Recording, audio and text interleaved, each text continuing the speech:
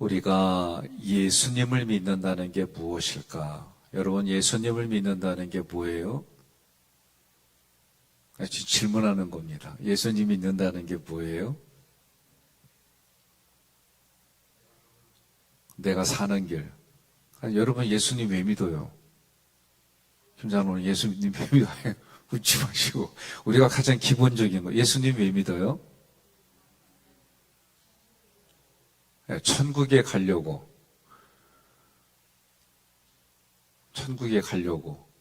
또 병고침도 있고요. 예수님 믿으면 복도 받고요. 요즘 진짜 여러분 진지하게 한번 질문해 보는 거예요. 예수님 왜 믿어요? 다양한 생각들이 있을 거라고 생각이 들어요. 정확히 성경에서 말하는 거로 한다면 예수님 믿는 건 나의 죄의 문제를 해결받기 위해서 예수를 믿는 겁니다. 많은 분들이 예수를 왜 믿어요? 물어본다면 복을 받고 다양한 얘기들을 할 거예요. 틀린 말은 아니에요. 근데 성경이 말하는 의미대로 한다면 예수님 믿는다는 것은 나의 죄의 문제를 해결받기 위해서 예수 믿는 거예요. 여러분 믿으십니까? 그러니 예수님이 신약에서 예수님 살아계셨을 당시에 자기의 문제를 가지고 왔을 때 예수님은 뭐라고 그래요? 형이 유산 많이 가져갔는데 나한테 좀 달라고. 예수님 그거 관여하지도 않았어요. 그러면 오늘 지금을 살아가는 우리들에게 예수님은 오늘 본문에서 읽었을 때는 6월절의 어린 양으로 얘기하세요. 그죠? 그리고 구약에서 언약 맺은 걸 보게 되면 6월절 언약이 있고, 왜? 우리가 구약을 읽을 때에 어느 자리에 있든지 항상 6월절 언약으로 시작했어요. 두 번째는 홍해의 언약이에요. 세 번째는 시내산, 모압 언약이 있어요. 그러면 시내산 모압 언약에서 이스라엘 백성들에 주신 그 언약 내용은 한마디로 십계명입니다. 십계명은 그 율법은 그 십계명을 완성하시러 오신 분이 누구냐? 예수님이에요. 성경을 보면 그렇습니다. 그러면 십계명은 다른 말로 말하면 사랑 언약이에요. 사랑 언약. 크게 하나님을 사랑하고 이웃을 사랑하는 거다. 예수님이 새로운 계명을 줄 테니 그 얘기예요. 분명히 구약의 그 계명이 예수님에 의해서 새 계명이 됐어요. 그러면 이 말씀을 전체로 보면 그 사랑 때문에 오신 분이 예수님이에요. 그 사랑을 위해서 돌아가신 분이 예수님이에요. 그런데 그 예수님을 구약에서 뭐라고 그러냐? 6월절의 어린 양이다라고 말을 해요. 그렇다면 6월절의 어린 양은 어떤 의미를 가지고 있을까라고 여러분과 제가 생각을 해보는 거예요. 그럼 6월절의 어린 양으로 오신 예수님, 우리가 장로님들하고 함께 출애굽기 구조도, 그쵸? 1장부터 40장까지 구조도를 이렇게 해서 3장 7절로 8절에 보고 듣고 알고 내려와서 건져내어 인도하여 데려가려 하나라, 이 동사를 가지고 성경을 풀었어요. 그럴 때에 가장 큰 앞에 12장까지 뭘로 부르냐면 하나님의 은혜입니다 라고 우리가 배웠어요. 그러니 성경을 전체적으로 보면 하나님의 나를 만나주시는 게 은혜예요. 내가 누군데, 내가 죄인이었고 연약할 때, 심지어 하나님 앞에 원수 되었는데도 하나님의 나를 만나주신다. 이게 은혜이다. 은혜는 내 힘과 능력으로 갚을 수 있는 게 아니에요. 그러니 이 땅에 살아갈 때 은혜 중에 은혜가 또 뭐예요? 부모님이 날 낳으신 게 은혜예요. 여러분, 여기까지는 동의하고 믿어지는 거죠? 그죠? 하나님이 나를 만나주셨어요. 이게 은혜예요. 여러분, 우리 자녀들이 부모님의 은혜입니다. 5월달만 노래 부르는 게 아니라 평생에 부모님이 나를 낳아주시고 그러니 하나님을 아버지로 둔 자마다 성경은 그 얘기를 많이 해요. 예? 특히 믿음을 얘기를 할 때 하나님이 날 낳으시고, 그 얘기 뭐냐? 하나님을 아버지로 둔 자. 그러면 하나님을 아버지로 두는 그 법적인 장치가 뭐냐? 예수를 믿는 거예요. 예수를 믿는 것이 우리에게 믿음을 통해 믿어지는데, 그 믿음으로 세상의 모든 것을 이긴다. 이게 요한일서 5장의 얘기예요. 자, 그렇다면 예수가 오늘 본문에서 6월절에 어린 양이라고 한 말의 뜻은 어떤 것일까? 이걸 먼저 우리가 오늘 말씀을 나누려고 그래요. 6월절에 어린 양으로 오셨다. 그런데 이렇게 6월절에 어린 양으로 오신 그 예수님, 이런 모든 계획은 누가 만드셨느냐? 하나님이 태초에 계획하신 일이다. 예? 이걸 다른 말로 말하면 나를 구원하시려고, 여러분과 저를 구원해 주시려고 하나님이 계획하셨고, 그 구원하려고 이 땅에 오신 분이 구약에서는 6월절에 어린 양으로 하나님이 계속해서 얘기해 주신 거예요. 그래서 어디를 가든 6월절부터 명절을 지키라고 얘기를 한 거예요. 그 얘기는 오늘 우리로 말하면 누구든지 간에 예수님 믿으면 뭐라고 그래요? 사도행전에 너와 그 집이 구원을 받으리라. 여러분 동의하세요? 그러니까 그 집이라고 했을 때는 어떤 의미냐면 6월절에 어린 양으로 오신 예수님을 잡아요. 구약에 보니까 어린 양을 잡아요. 어린 양을 잡아서 어떻게 해요? 반드시 해야 될 게요, 좌우 문설주 임방에 바르라고 했어요. 그리고 그 집 안에 있어야 되는 거예요. 그러니 신약에서도 너와 내 집이 구원을 받으리라. 나만 구원받는 게 아니라 그 집이란 얘기는 좌우 문설주 임방에 바른 그 집 안에 있어야만 죽음이 넘어갔어요. 여러분 믿어집니까? 이게 예수님이 구약의 어린 양으로 상징을 두고 이스라엘 백성들은 그거를 그들의 명절을 지키는 형태로 지켜온 거예요. 신약에 와서도 다르지 않아요. 구약의 성경의 말씀을 볼 때 우리는 율법 나쁘게만 생각해. 아니요. 하나님이 주신 율법을 완성하러 오신 분이 누구냐? 예수님이에요. 그 예수님이 승천하면서 뭐라고 그래요? 우리에게 내가 너와 항상 함께 하겠다는 거예요. 그래서 함께 하시려면 어떻게 해요? 하늘로 올라가시되 승천하셔야 돼요. 승천하시면서, 왜? 예수님이 보혜사거든요. 보혜사 예수님이 하늘에 올라가시면서 우리에게 또 다른 보혜사 성령님을 보내주셨어요. 그러니 여러분과 제가 그렇다면 6월절의 진정한 의미가 어떤 것인가라고 할 때에, 첫째는 하나님과 나의 관계를 회복시켜 주시려고 6월절 어린 양을 우리에게 상징으로 보내주셨구나, 구약은. 그러나 신약에는 예수님이 내가 곧 길이요 진리요 생명이라고 말할 때 진리라는 얘기는 실체라는 얘기예요. 예? 그래서 실체이신 예수님이 우리에게 오신 거예요. 그러니 구약과 신약은요, 별개가 아니에요. 구속사의 관점으로 보면 같은 말들이 되풀이되고 있는 걸 볼 수가 있어요. 그러면 6월절에 우리가 이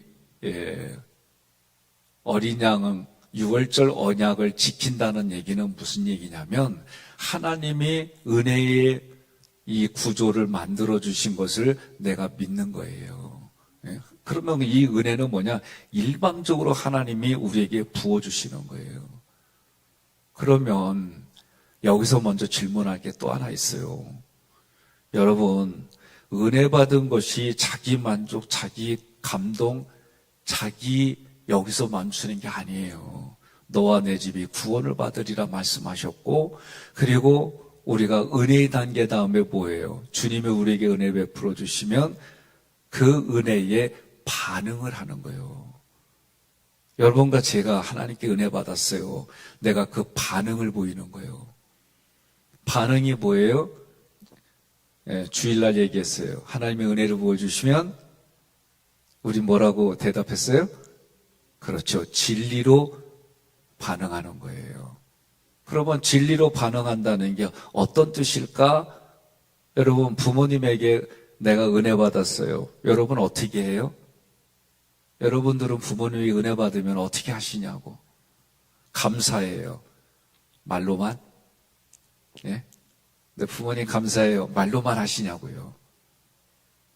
바로 내가 또 다르게 얘기를 할게요.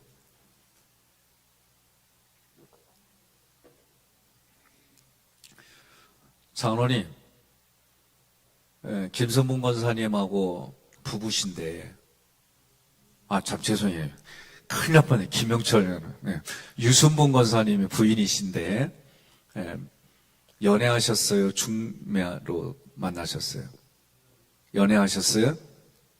그러면 결혼하기 위해서 어떻게 공을 들이셨어요?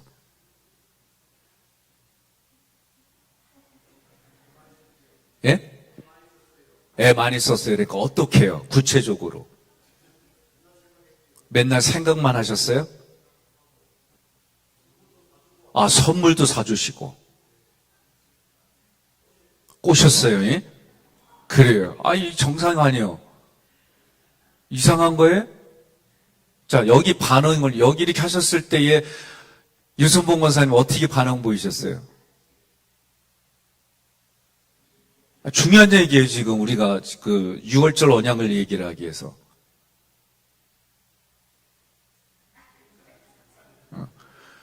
수용을 하고 거기에 반응을 보이셨을 거예요. 예? 주시는 걸마다 내가 원하지 않으면 거절했을 거예요. 그런데 이분이 나를 꼬신다는 거를 우리는 그걸 뭘 하냐면 사랑이라는 단어로 써요. 그것에 반응을 적절하게 하셨기 때문에 두 분이 결혼하신 거예요. 일방적으로 한 데는요, 맺어지지 않아요. 우린 그걸 뭐라고 그래요? 짝사랑이라고 그래요. 그러면 하나님이 우리에게 은혜를 일방적으로 베풀어 주실 때 우리는 그거를 사랑이라고 얘기를 해요. 표현을 해요. 그 사랑에 내가 반응을 하는 거예요. 여러분 잘 들으세요. 많은 분들이 목사님 은혜롭게 설교해 주세요. 저는 진짜 이 얘기 너무 많이 들었어요. 예? 그럼 제가 물어봐요. 은혜라고 할 때에 장로님이, 권사님이, 집사님이 그 은혜의 개념이 어떤 겁니까? 내가 말하는 은혜는 무엇입니까? 물어봐요, 제가. 그러면 가슴에서 제가 믿음, 어떤 단어들이 됐든 성경을 바르게 전하겠다는 마음이 굴뚝같이 올라와요. 하나님, 우리는 은혜를 구해요. 많은 분들이 하나님, 오늘도 나에게 은혜를 베풀어 주세요. 얘기를 해요. 그런데 문제는 뭐냐? 그 은혜에 나는 이렇게 반응하겠어는 거의 없어요. 이게 신앙생활일까? 내가 묻는 거예요. 예? 이게 신앙생활일까? 아니라는 거예요. 이스라엘 백성을 어디까지 끌고 갔어요? 하나님이 성막까지 끌고 갔어요. 그러면 성막은 뭐예요?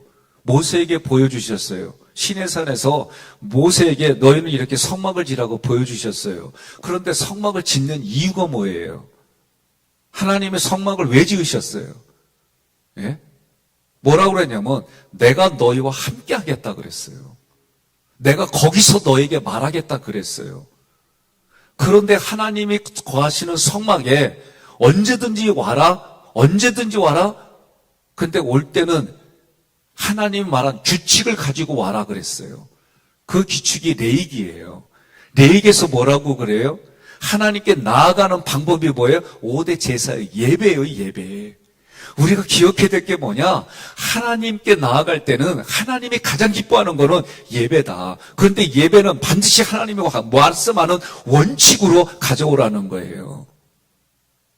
신약에 와서도 예배를 드릴 때에 원수 맺고 오는 거 하나님이 안 받으시겠다 그랬어요. 성경이 그렇게 말하죠.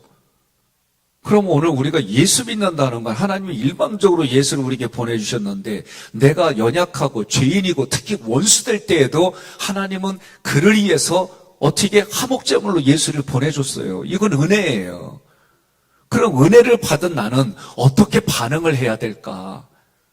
근데 어떻게 반응을 해야 될까는 거의 없어요, 얘기를 하다 보면은. 그러니까 저는 여기가 막 타올라요. 그렇게 되어지면 하나님 앞에 가서 부끄러운 구원으로 우린 얘기를 할까? 어떤 모습일까? 예. 그 얘기는 뭐냐면 어떤 반응도 안 보인다는 얘기는 아주 칭의 예수 믿고 구원받았어요. 간념적인 것에만 머물러 있고 나의 6월절 맺은 언약을 맺었다는 얘기는 내 그걸 지킨다는 거 아니에요. 그럼 내가 물어볼게요. 두 분이 결혼하셨어요. 결혼하실 때 서로 약속을 했어요, 안 했어요? 많고 많은 남자 중에 나는 이 남자만 사랑할 것이며 많고 많은 여자 중에 나는 이 여자만 사랑할 것이며 서로 약속하셨나요? 하셨어요? 이거 언약 지키려고 살아오셨어요? 감사합니다. 그러니까 가정이 유지되고 자녀 두 딸이 태어나서 그 아이들이 성장해가지고 또 가정을 이루고 신앙의 3세대를 이뤄서 그 어린아이들이 성장 결혼하면 애를 낳으면 믿음의 가정으로 흘러가기, 이게 신앙의 4세대죠. 육신의 신앙의 4세대죠. 여러분 맞지요? 예?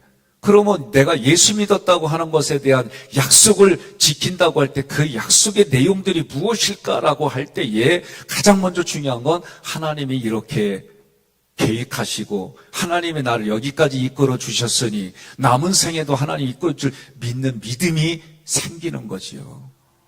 이게 은혜예요, 이게. 예? 그러면은 하나님과 나의 관계, 이게 은혜에서 우리가 보니까 뭐라고 하나님이 직접 내려오신다고 그러셨어요. 그런데 내려올 때에 하나님 직접 내려오면 여러분과 저는 죽어요. 우리는 온전하지 않아요.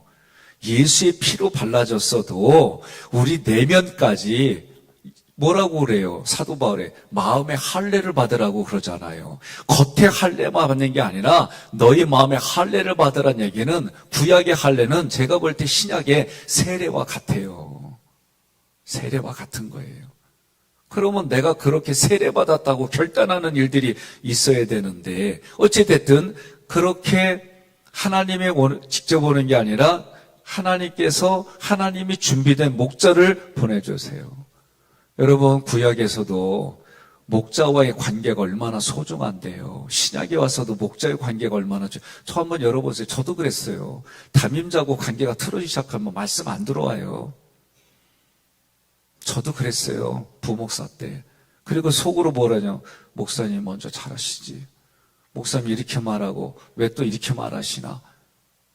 내가 가지고 있는 원칙, 내가 가지고 있는 그 기준 때문에 말씀이 안 들어와요. 신뢰가 깨지고 나니까 어떤 말을 해도 그게 안 들어와요. 그런데 이게 뭐예요? 우리가 출애굽기만 봐도 이게 뭐냐면 내 세례받지 못했다는 태도예요. 세례가 뭡니까? 나의 자아를 씻는 게 세례예요. 번제단에서 내 죄의 문제를 해결한다면 물두멍에서 손을 씻고 피를 씻는다. 이 동물들의 피를 묻으면 씻는다는 얘기는 내 자아를, 그러면 예수님도 뭐라고 해요? 자기를 부인하고 자기 십자가를 지고 예수를 따라 자기 부인이라는 얘기는 내 자아를 씻는 거예요. 여러분 물어보세요. 교회에서 속장님하고 관계가 틀어지면, 선교회장하고 틀어지면 참석해요? 안 해요. 그러면 우리가 육신으로 갖고 인과관계로는 옳고 그르고 원인, 경과, 결과 얘기할 수 있어요. 그런데 하나님 앞에서 하나님은 물어볼 거예요. 네 자아 씻었느냐 물어볼 거예요. 이게 성경이 우리에게 말하는 거예요.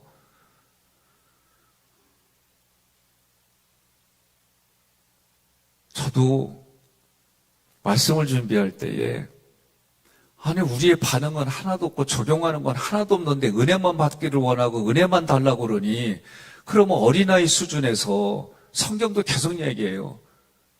젖만 먹는 수준에 있는 게 아니라 거친 음식도 먹을 수, 하나님의 양식의 말씀을 먹을 때에, 그리고 성경은 뭐라고 디모데후서 전서에서도 너희는 하나님이 택한 군대라는 거예요.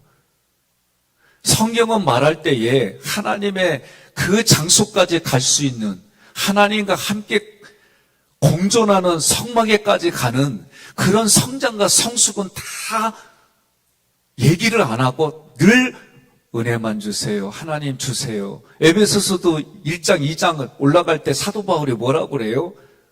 주시라고 하는 게 아니라 이미 주신 것을 보는 신앙인이 되게 해달라고 기도를 간절히 하잖아요.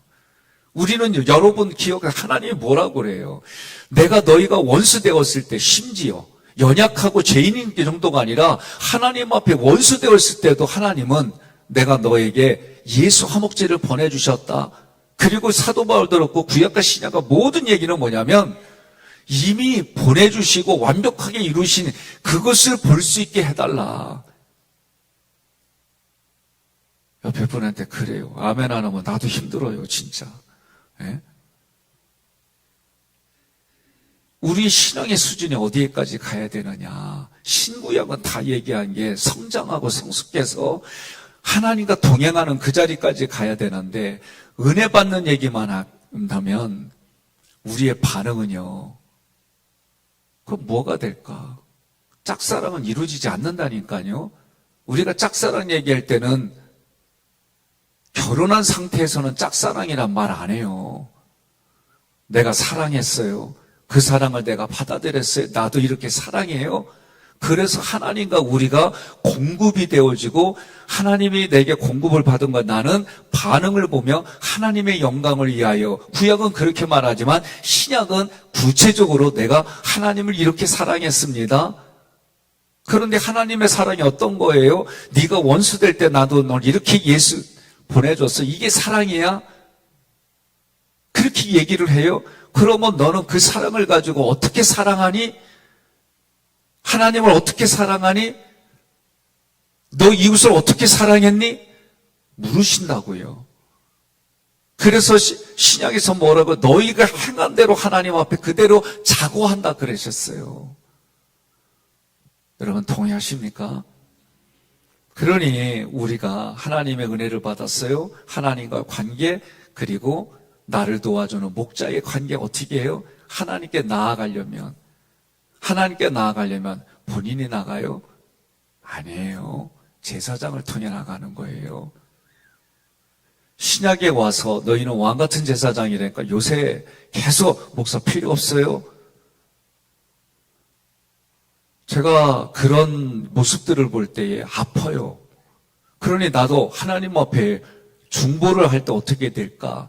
그리고 저에게 주신 감동 제가 선언했어요. 그게 뭐예요? 7월 달에 대속죄를. 그런데 모든 이단을 포함해갖고 유대인들을 빼는 우리 한국에서 이단을 포함해서 이 속죄를 지키는 거는 여호와의 아니다. 하나님의 장막, 하나님의 교회 여기만 지키더라고요. 그 저도 고민되는 거예요. 이거 하면 또 모르는 사람들은 저번에는 신천 임원 예배 드렸더니 어느 분이 자기가 자라난 교회 목사님께 전화해가지고 신천지와 연결돼서 이거를 얘기한 거예요. 우리는 신천 권사, 집사, 임원 예배 드리는데 요거 사진 찍어 갔더니 그 목사님이 그 청년에게 빨리 그 교회에서 나와라. 거기 신천지다. 이 친구가 아닌 것 같은데 저한테 와서 얘기를 해요. 목사님, 저게 무슨 뜻이에요? 그래서 내가 저거는 새로운 임원들을 말할 때 신천, 새로운 임원을 천거했다. 그래서 왜 그랬더니 자기가 이 말이 거슬려가지고 자기가 성장했던 교회 목사님께 전화했더니 그거만 사진 찍어서 보내. 신천지 교회니까 빨리 나와라 그랬대. 그래서 우리 교회가 신천지가 됐어요. 우스운 것 같지요? 근데 나한테는 진짜 일어난 얘기들이에요. 그러니 7월 달에 그러면 저는 이게 무슨 의미냐? 하나님 앞에 내가 우리 모든 성도들을 대신해서 하나님 이 죄를 해결해 주세요. 그런 의미로 나도 힘들어. 주신 감동들을 하려면 하나님께 최고의 제사장 뭐예요? 성화제를 드려요. 우리 모든 성도들의 죄. 그러면 분명히 구약은 절기나 이거에 대해서는 끝났어요, 사실은. 그런데 저는 뭐예요? 율법의 형식을 얘기하는 게 아니라 하나님 앞에 하나님이 주신 스피릿을 내가 할 수 있는 것들로 하는 거예요. 반응이에요. 하나님 내게 은혜를 베풀어 주셔서 내가 거기에 내 자신에게는, 하나님께는, 내 이웃에게는, 내 가정에게는 나는 어떻게 결단을 할까? 이게 유월절이에요. 그러면 나는 그렇게 지키지 않는데, 나는 그렇게 행동하지 않는데, 그러면 뭐예요? 관념이 되고 삶에서는 적용하는 게 하나도 없는 거예요. 그러니 유월절의 이 말씀은 하나님과 나의 관계, 나를 도와주는 목자와의 관계, 두 번째로 중요한 게 이거예요. 하나님께 나아가는 방법이 뭐 예배요, 예배. 그러니 성부 하나님 앞에 내가 예배를 철저히 드리겠습니다. 주일 성수 지키는 수준이 아니에요. 하나님 앞에 내가 정말 예배로 하나님께 영광 돌리겠습니다. 이게 하나님이 가장 기뻐하는 거예요. 왜? 주님이 나를 찾아와 주셨으니 내가 주님 앞에 그 주님과 함께 하겠으면 그거의 첫 번째가 하나님, 성부 하나님 앞에는 내가 예배로 영광 돌리는 거예요. 성자 예수님에게는 뭐 하는 거예요? 내가 예수님으로 내가 공급받겠습니다. 내가 지금까지는 바로와 그 이집트에서 애굽에서 주는 것으로 내가 공급받으며 살았지만 이제부터는 내가 철저하게 나에게 피가 되고 나에게 살이 되고 음식이 되는 예수님을 통해 살겠습니다. 그 얘기 뭐예요? 죄 짓지 않고 살겠습니다. 그럼 이 땅에 내 죄 짓지 않는 게 뭐냐? 하나님 앞에 내 양심이 죄 짓지 않는 게 뭐냐? 내 부부가에 내가 죄 짓지 않는 게 뭐냐? 내 자녀들과의 관계 속에 죄 짓지 않는 게 뭐냐? 내가 지금 회사 생활하는 곳에 죄 짓지 않는 게 뭐냐? 이런 것을 결단하는 거예요. 예? 여러분 교회 와서 교회 물건 함부로 합니까? 안 해요. 최소 뭘 쓸 때는 교회의 목사님들이나 관리권사님아 이거 내도 되느냐 묻고 하는 거예요. 함부로 안 해요. 여러분 남의 집 가서 종이 한 장 다른 집 가가지고 전기 뭐 이런 거 할 때 그 주인한테 허락받지 않아요? 허락 안 받아요? 아니 묻는 거예요. 허락 받아요? 안 받아요? 받지요. 그럼 교회에서도 마찬가지예요. 만약에 여러분들이 그런 의식 없이 간다. 내가 교회 헌금을 이렇게 했어. 내가 교회 이렇게 했어. 그러니까 내가 이런 거 해도 돼. 그거요. 잘못된 생각이에요. 그래서 이런 부분들까지도 내가 하나님 앞에, 예수님 앞에 죄 짓지 않겠습니다. 이런 결단이에요. 하나님 만드신 자연을 내가 함부로 하지 않겠습니다. 이런 게 죄 짓지 않는 결단이에요. 자연을 아끼는 이런 부분들이 내가 죄 짓지 않겠습니다. 하나님 만드신 질서를 내가 그렇게 하지 않겠습니다. 성령님 앞에 내가 결단하는 게 뭐예요? 성령의 음성을 듣겠습니다. 그래서 이제 다음 주에 이런 것들을 구체적으로 내 마음의 것을 글로 써서 어떻게 하는지 이런 부분들을 신명기를 통해 말씀을 나누려고 하는 거예요. 내가 하나님 앞에 결단하지 아니하고 살지 않으면 내가 교회를 10년 다녔어도 에베소서가 얘기하는 거예요. 우상 숭배가 같은 거라고 하나님 말씀하시는 거예요. 그 당시에 우상 숭배는 뭐예요? 우상 얘기할 때 내가 재물을 많이 드려. 요 날짜 요 시간에 와가지고 절하면 돼. 그것만 하면은 무지 잘하는 걸로 우상 숭배를 했어요. 심지어 몰렉신, 불이 타오르는 곳에 자기 자녀를 집어던져가지고 자기의 성공, 자기의 물질로 많이 받는 거 이런 게 다 우상 숭배였어요. 그럼 오늘 우리가 예수 믿는다는 의미가 뭘까? 앞부분에서 이게 죄의 문제를 해결하는 게 예수 믿는 건데 그럼 그 예수 믿어서 내가 정말 이 땅의 신앙생활을 이렇게 하겠습니다 라는 결단이 없다고 한다면 에베소서에서 우상 숭배와 다를 게 뭘까? 나는 진짜 고민스러워요. 성경을 공부하고 성경을 풀어서 말씀드리려고 그러면 나 자신에게부터 부딪히는 일들이 많아요. 6월절은 그런 예수님 앞에, 성령님 앞에 기도 생활하는 거예요. 그럼 기도가 뭐예요? 예수님 기도를 어떻게 하면 될까요? 제자들이 물었어요. 그래서 예수님이 가르쳐 주신 것이 주님의 기도, 주기도문이에요. 우리 기도는 대부분이 뭐예요? 우리 기도는 대부분이 나를 못 벗어나요. 내가 살아가는 직업, 내가 이 땅에 누려야 될 거. 그래서 성경은 뭐라, 너희가 먹고 마시고 자고 이것이 우선이 아니다 얘기를 해요. 이게 쉬운 얘기일까? 저는 이영태 목사님 오셔가지고 헌금을 읽으면서 하나님께 드리는 헌금의 목적, 그리고 기도의 내용들이 어떻게 가야 되는지 그때 얘기를 하는데, 그냥 한쪽에서는 얼굴도 뜨겁고 한쪽에서는 가슴도 뜨거워지고 이런 게 있었어요. 저도 강에 가면 이거는 그냥 전체 뭉퉁을 하나님 받으세요 그랬던 내 자신에게, 거기서마저도 하나님께 물질 드릴 때마저도 저런 교훈과 교육이 있어야 되는구나. 저는 되게 와닿았어요. 여러분, 저도 오늘 밥을 먹지 않고 한 달을 굶으면 죽어요. 굶어 죽어요. 우리 육신, 또 내가 마셔야 되고 내가 쉬는 것도 필요가 있어요. 그런데 오늘 하루를 살아가고 시작할 때에 여러분과 제가 육신은 흙으로 돌아가면 성경이 말한 대로 하나님 앞에 가고 그 하나님 앞에 섰을 때에, 아까 말씀한 예수 믿는 건 천국 가는 거라고 한다면, 천국 가기 위해서 예수 믿었다고 한다면, 나의 어떤 반응과 적용점이 없다고 한다면 주님 앞에 천국을 갔을 때에 나는 뭐라고 말을 할까? 어렸을 때에 얘기하는 거 많잖아요. 이 다음에 주님 만나면 내가 뭐를 말할까? 부끄러운 모습일까? 예수 믿으면 구원받아요. 성경은 예수 믿은 이후의 삶을 얘기를 하지 예수 믿은 것으로 다 끝났다라고 말하지 않아요. 예수 믿은 이후에 우리의 삶은 어떻게 살아야 할까? 저도 신명기를 준비하면서 마음은 무지 무거웠어요. 왜?